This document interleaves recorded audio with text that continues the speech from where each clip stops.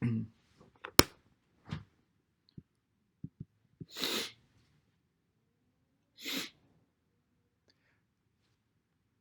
so we've seen a few teasers throughout the semester that blood pH is really important. So we've seen cases of acidosis, for example, caused by how you breathe.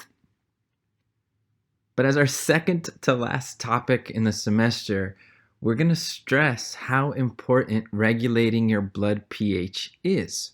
And that if your pH gets too high or too low, it will literally kill you.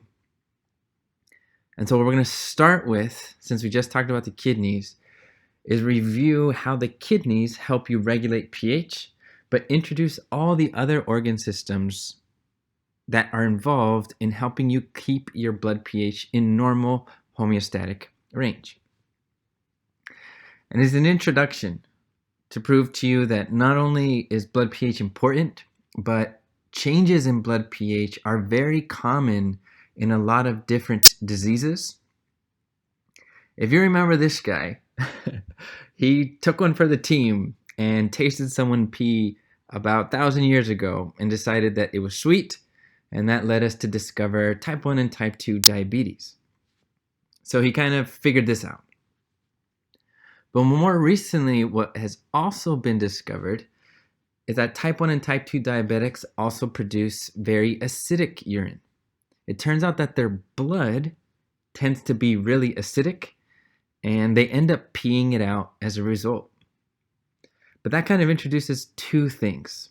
One, a lot of different diseases, like type 2 diabetes, which is super common, can affect blood pH, and blood pH is really critical to regulate. But it also introduces a second thing, which is that the kidneys and your pee can help you regulate your blood pH. So if your blood gets too acidic, you can pee out some of that H+. Thank you, kidneys.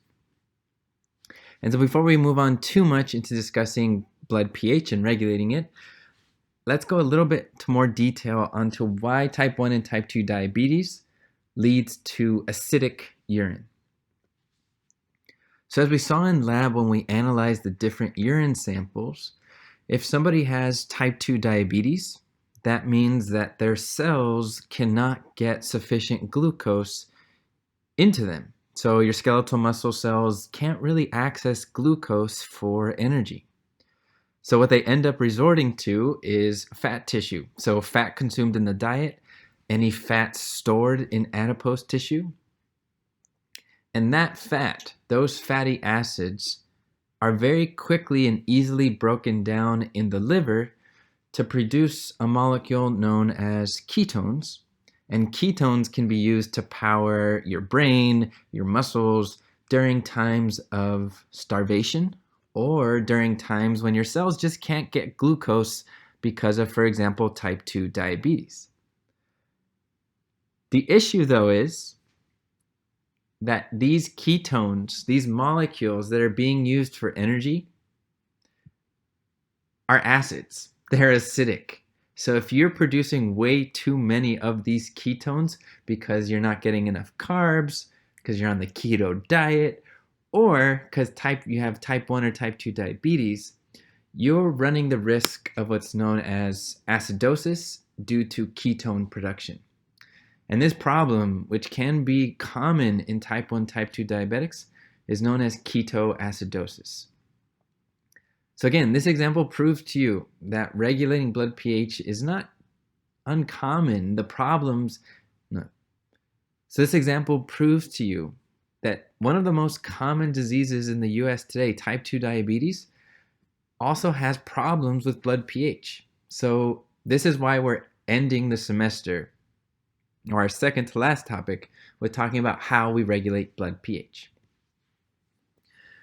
And so I just wanted to zoom in a little bit more to show you what's going on inside the liver cells themselves. So the hepatocytes, which are just your liver cells.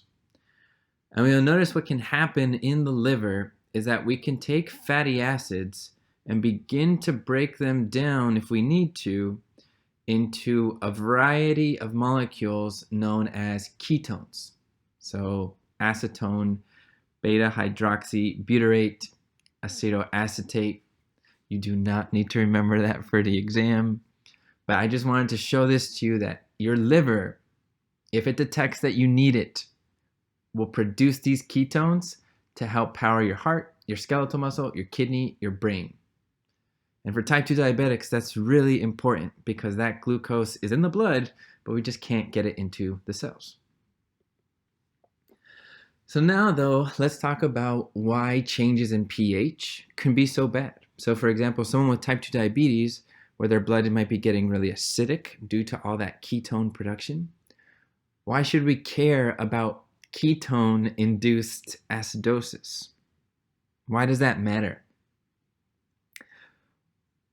The main reason blood pH matters is because changes in pH, if pH gets too high or too low, can affect the function and structure of critical proteins. So for example, pretend that this is some very important enzyme in your body, shown here in red. So the enzyme is critical. If you don't have the enzyme, you're screwed. When pH is normal, so your blood pH when it's normal, where normal blood pH is around 7.4, you'll notice that this enzyme looks really normal. The thing that it's supposed to bind to has a nice binding site on the enzyme. So the enzyme can bind to anything that's supposed to bind to it, and it's able to do its job. But if the pH of your blood gets too low, so very acidic, or too high, very basic or alkaline, that change in H plus concentration, you'll notice, has changed the structure of this protein. But it turns out your proteins, and especially enzymes, are all about their structure. They cannot do their job if they cannot fit the thing that they're supposed to bind to. So if this enzyme's job is to break down this molecule here in blue, the change in pH now makes it impossible for it to do that.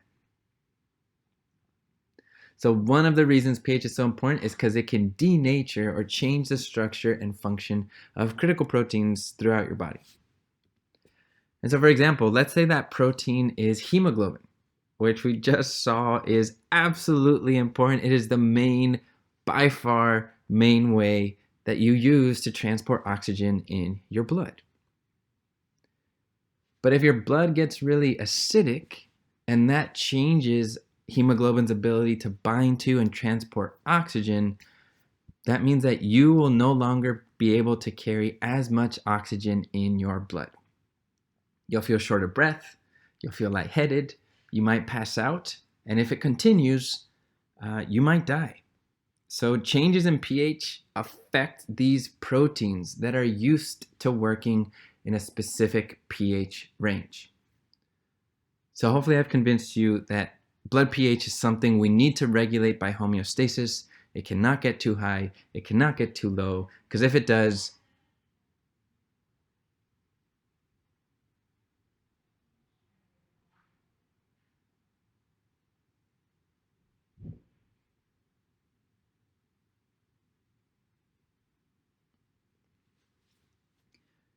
it cannot get too high, it cannot get too low, because if it does, these proteins will be affected and you might be affected very seriously as well. So it's important. Too high, too low, bad. So how can we control changes in blood pH? And what ways do we have to change blood pH if it does get too high or too low? Let's look at a couple patient cases that will help us introduce how we can do this. So this guy on the left,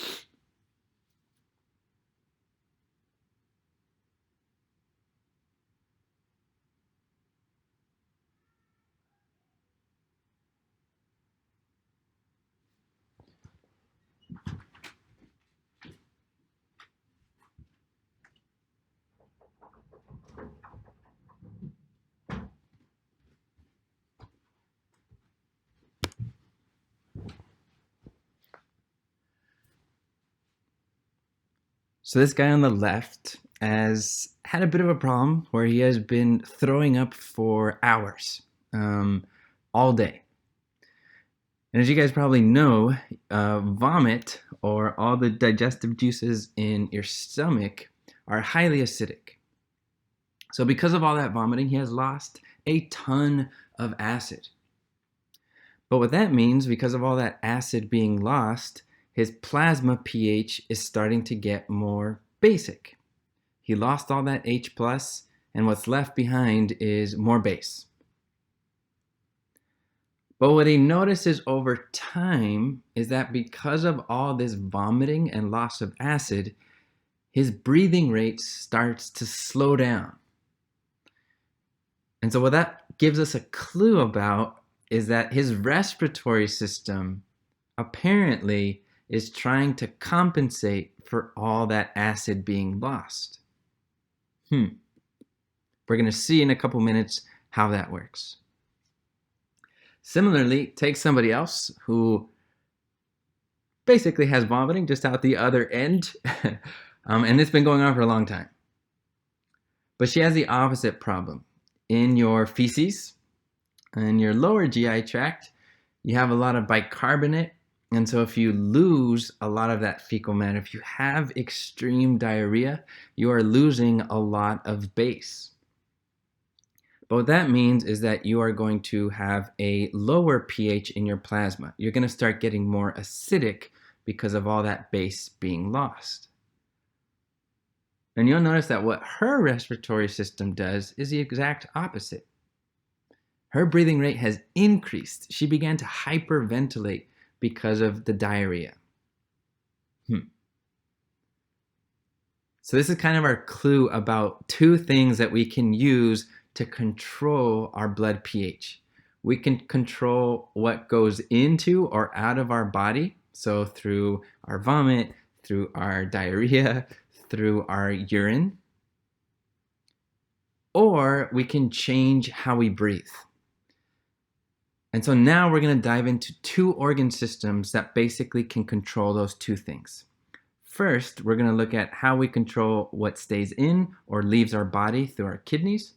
And then we're going to look at how the lungs can also help. So let's look at those two ways to affect blood pH. For starters, let's look at the kidneys. We've seen this structure in the kidneys known as the nephron, where we can secrete plasma, or where we can filter plasma from the blood into the nephron and then decide what we want to keep from there or what we want to put into there, and ultimately what we want to urinate out. And so this is a great way to control how much H+ or how much bicarbonate we keep in our blood, and we can choose how much we pee out or how much we keep. So for example, let's say somebody's blood was acidic. Let's say it's about 7.3. Because remember that the normal blood pH is around 7.4. So what this person's kidney is going to try to do is to pee out more H+, so that we can make this blood more basic. And we're also going to try to keep more bicarbonate, because that will also make the blood more basic. And you'll notice that that's what this person's kidney is doing. It's trying to get rid of more H+ by putting more H+ into the nephron, and it's trying to keep bicarbonate by trying to pull more bicarbonate out of the nephron. So your kidneys are a powerful, powerful way to help you control blood pH. And if you remember, that's why type 2 diabetics' urine can be acidic. Because of all those acidic ketones that they're producing, their kidneys are going to say, I can't help you with the diabetes, but I can help you get rid of all that H+. So the kidneys basically are going to control how much bicarbonate they keep, how much H+ they keep.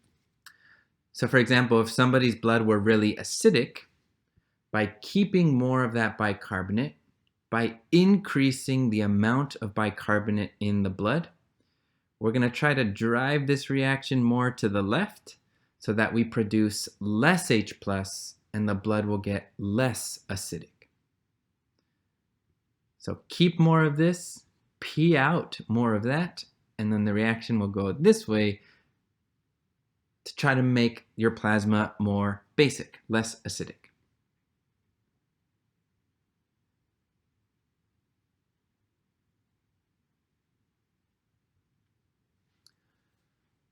But we saw in those clinical cases with the diarrhea and the vomit that the respiratory system seemed to somehow be connected to the changes in blood pH. And we kind of already know that. We already know how when you change what you breathe or how you breathe, that can affect blood pH.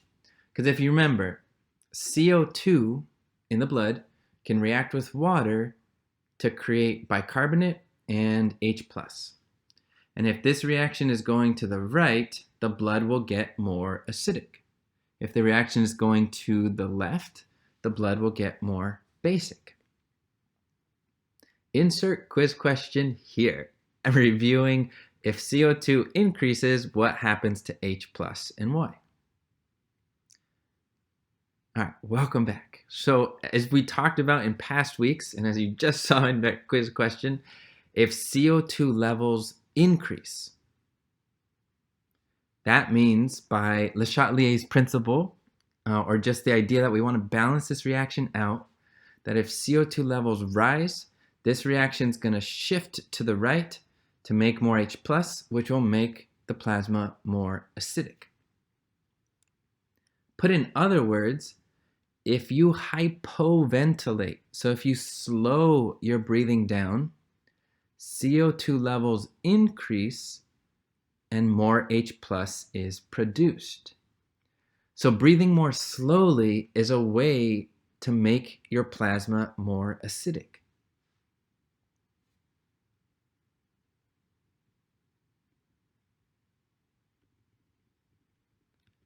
So now let's look at these two one more time then. He vomited his guts out and his blood got very basic. That's a problem. It could literally kill him.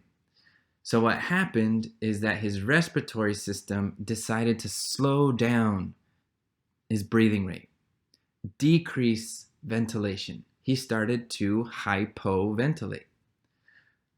But because of this, he started keeping more CO2, which meant that he started producing more H+.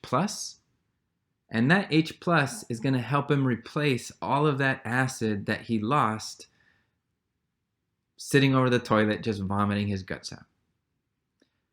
So this respiratory system is in effect what's known as compensating for something else that's happening in his body. It could be vomit, it could be diarrhea, it could be urination. He's losing or something is happening to his acidity levels, and the respiratory system is helping him out.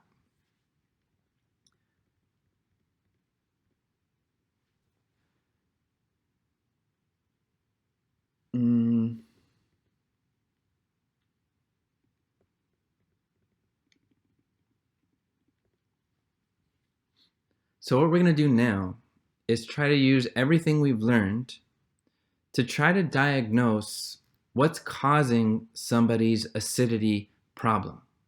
So for example, for the patients we saw earlier, we know that their acidity problem was caused by excessive diarrhea or by excessive vomiting, and that their respiratory system was trying to fix the problem. But what if we had a patient that came in and we don't know what's actually causing their acidity problem? How can we diagnose if it's diarrhea-induced, vomiting-induced, or maybe something due to the respiratory system? Maybe the lungs are causing the problem. Here's how we're going to do it. What we need to first do is know what the normal acidity levels in your blood are, so that we can start by knowing whether there's a problem or not. So your normal blood pH ranges from about 7.35 to 7.45.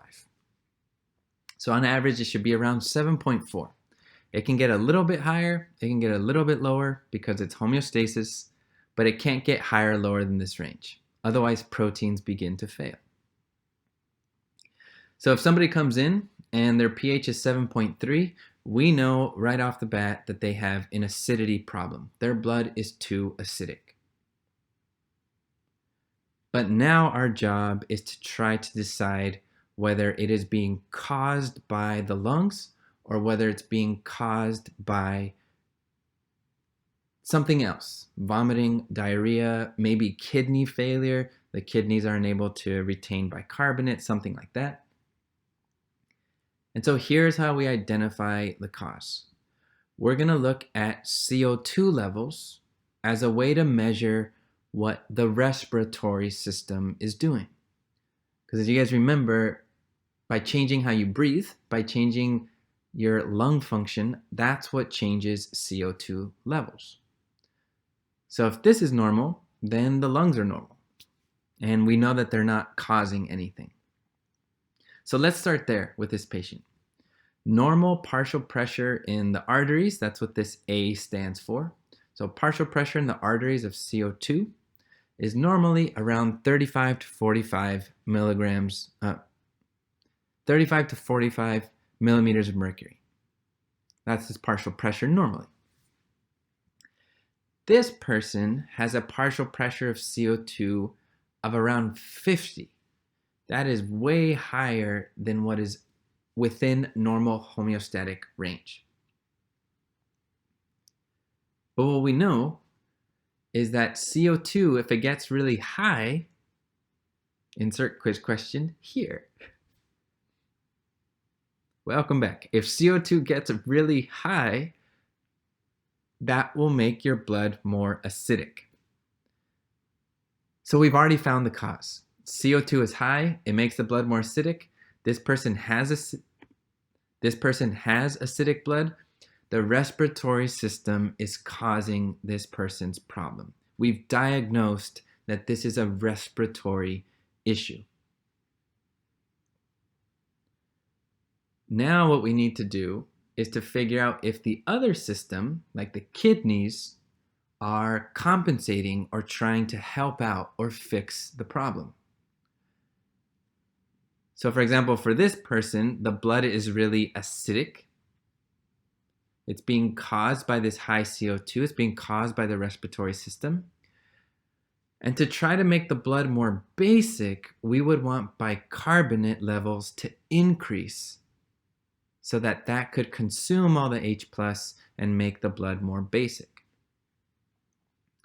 So let's see if bicarbonate levels are high and trying to fix the problem. So bicarbonate is normally around 22 to 26 units. But in this patient, bicarbonate is only 23.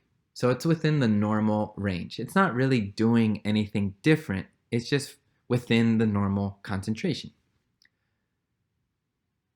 So essentially what this person has is acidic blood caused by the respiratory system, caused by hypoventilation, and the kidneys are not compensating. They are not helping. In class, we're going to do a lot of different examples of these problems to try to diagnose different cases. So if it doesn't make sense right now or not complete sense, don't worry. That's what class is for. We're going to practice a bunch because you'll see a bunch of these on your final. But more importantly, what's really awesome about these values, what's known as the arterial blood gas values or test, is that it's a very simple, non-invasive way to diagnose some very serious issues. So if somebody comes in, they have some sort of issue, you can get these values and diagnose quickly that it's a respiratory issue and that the kidneys are not helping.